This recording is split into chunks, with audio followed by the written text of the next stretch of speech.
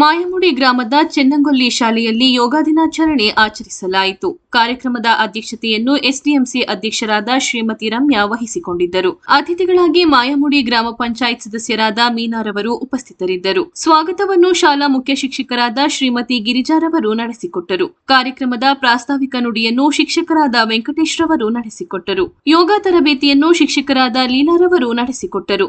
ಸಭೆಯಲ್ಲಿ ಶಿಕ್ಷಕರುಗಳಾದ ನಳಿನಿ, ಶ್ರೀಜಾ, ದಾಕ್ಷಾಯಿಣಿರವರು ಉಪಸ್ಥಿತರಿದ್ದರು.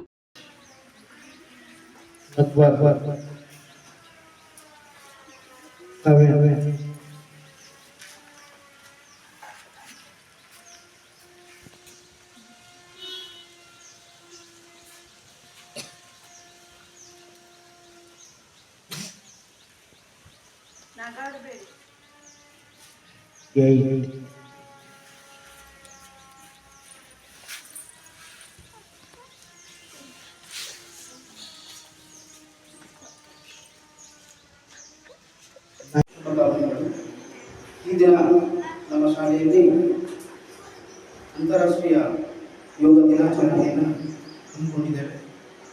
ಈ ಒಂದು ಕಾರ್ಯಕ್ರಮಕ್ಕೆ ಚಾಲನೆಯನ್ನು ಪ್ರಾರ್ಥನೆಯ ಮೂಲಕ ಚಾಲನೆಯನ್ನು ನೀಡಬೇಕಾಗಿ ನಮ್ಮ ಶಾಲೆಯ 6ನೇ ತರಗತಿ ವಿದ್ಯಾರ್ಥಿ